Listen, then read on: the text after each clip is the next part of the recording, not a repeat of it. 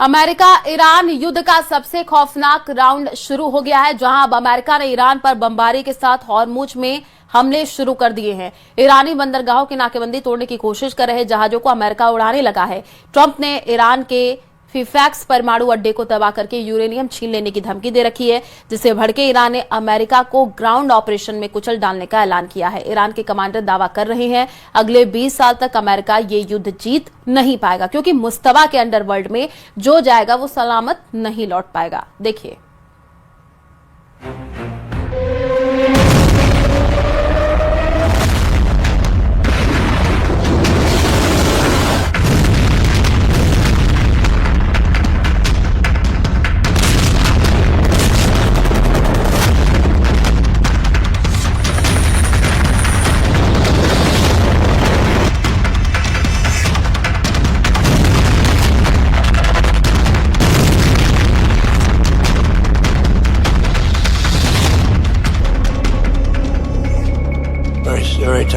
very tough to watch, to be honest with you. Very tough. I think it's the toughest thing I do. If anything I do all this stuff, but I think it's the toughest thing I do.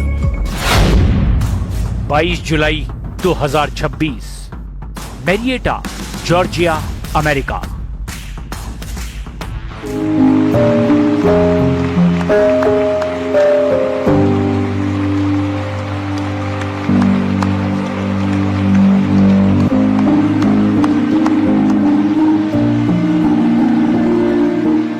ये सम्मान समारोह था।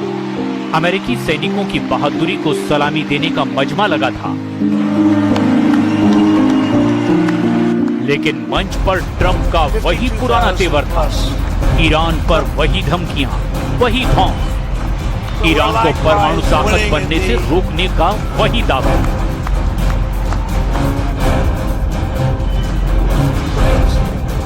We don't need the Hormuz Strait, but we do it because we have to do it, because we cannot let Iran have a nuclear weapon. It's very simple. They're getting hit so hard, and they want to make a deal. But I say they're not ready to make a deal, because every time they make a deal, they want to change it and everything. They're not ready. They'll be ready very soon. Trump की बातों पर खूब तालियां बजी, लेकिन जैसे ही उन्होंने lieutenant Tyler फीहन के परिवार का रुख किया, माहौल बदल गया।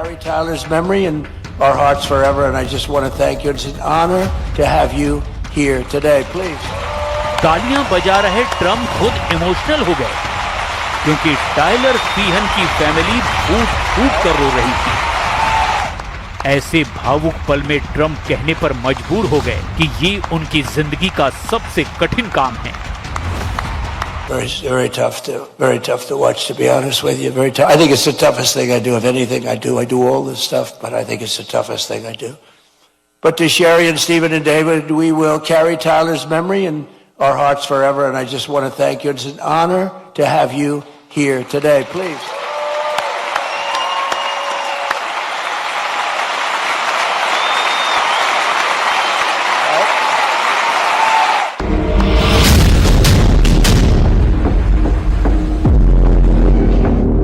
ये उस अमेरिकी सैनिक का परिवार है जिसकी मौत ईरान युद्ध में हुई है। खाड़ी युद्ध से अमेरिका में अब सैनिकों के ताबूतों की मात्रा बढ़ने लगी है। डेलावेयर के डोवर एयरफोर्स बेस पर पहुंचे 4 ताबूत इसकी तस्दीक करते हैं, और तस्दीक इसकी भी कि युद्ध बहुत टक्कर का है। अमेरिका जितने बम मार रहा है, ईरान उतनी ही मिसाइलें फोड़ रहा है। अमेरिका जितने जंगी जेट से हमले कर रहा है, उससे 2 गुने ड्रोन फाइटर से ईरान पलटवार कर रहा है।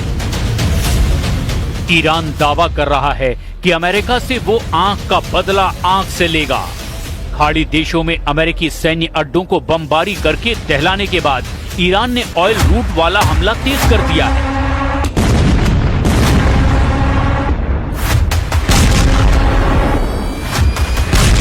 ईरान के नए वॉर प्लान को यमन के हूथी फाइटर अंजाम दे रहे हैं।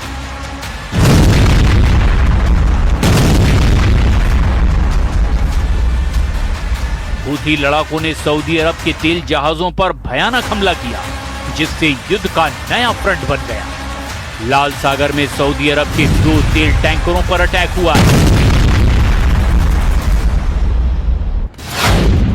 एक था एंसीलिया और दूसरा था लैला।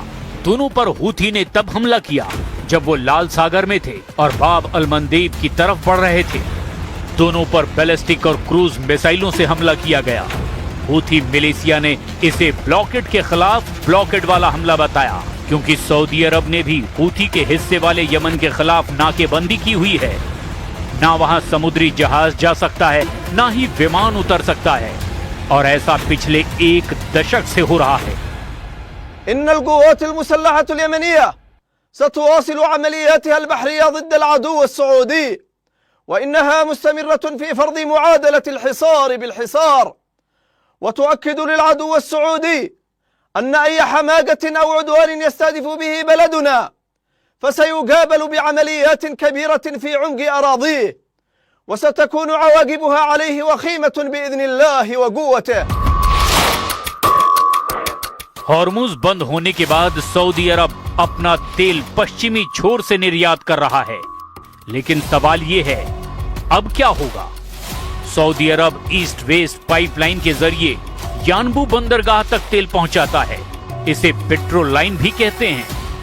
यानबू पोर्ट से टैंकर बाब अल मंदेब होते हुए अदन की खाड़ी और आगे एशिया की तरफ जाते हैं। इस पाइपलाइन को पेट्रोल लाइन भी कहा जाता है। सऊदी अरब का ऑयल टैंकर एंसीलिया यानबू पोर्ट से निकला। इसके बाद ये जहाज दक्षिण में जेद्दाह पहुंचा, जो यानबू से करीब 350 किलोमीटर है। इसके बाद ये बाब अल मंदेब की तरफ बढ़ा, लेकिन रास्ते में इस पर जबरदस्त हमला हुआ।